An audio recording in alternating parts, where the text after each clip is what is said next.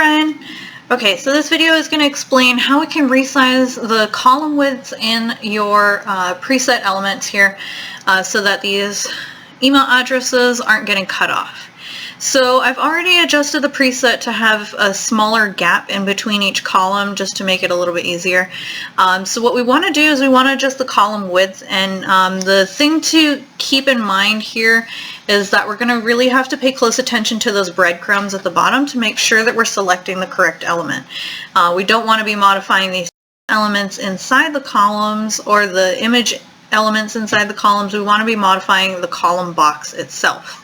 So the way you can kind of see that is you see these bounding boxes, but on elements like this where the inside element takes up the entire width of the column, it's really hard to see where the column is. So the way that you can do that is by double clicking on the element, and you can look down here at the breadcrumbs, and so this is showing you what element you're selecting, and then the element that contains that, and the element that contains that, and so on. So right now we have the image selected, and if we want to isolate just the container that that image is in, then that would be this element here. So if we want to modify that, we just double click on it, and now the settings come up for this. So we have our container settings, we have our style settings, all these different things, and the one that we want to modify is here in style. So we can see this overflow property. We want to change that to visible. And we want to do that for each of these columns. So I'm going to do that for this column next. Again, double checking those breadcrumbs to make sure that we're selecting that container element. I'm going to click visible.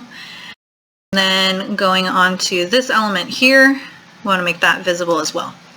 So because of the Flexbox settings, that's why it pushed this column down here to the next row.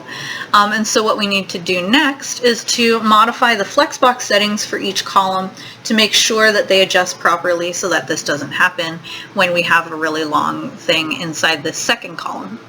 So to do that, we want to select this one again, and we want to choose layout element. Sometimes it'll be collapsed, so this is the one that we want. Layout element, and this determines the Flexbox settings for this element. So we want to change the basis for this one to 1/4. So now it's going to be 1/4 of the full width. Same thing for this column. Again, we double click on this, make sure that we're selecting the container and not the image. And again, we're going to go with basis 1/4. There we go. So as you can see, these two side columns have resized to 1/4 of the original width, to 1/4 of the width of the total. And we're modifying it in the Flexbox settings is so that when we go to different views for mobile, we still have the changes taking place where the Flexbox is interacting correctly. So yeah. That's how we're going to handle that for now. But hopefully that will make it so that these long email addresses don't really become a problem. If need be, we can resize these side columns to be even smaller, or we can adjust the text size instead. Alright, so hopefully that was helpful. If you have any other questions, let me know, and have a good night.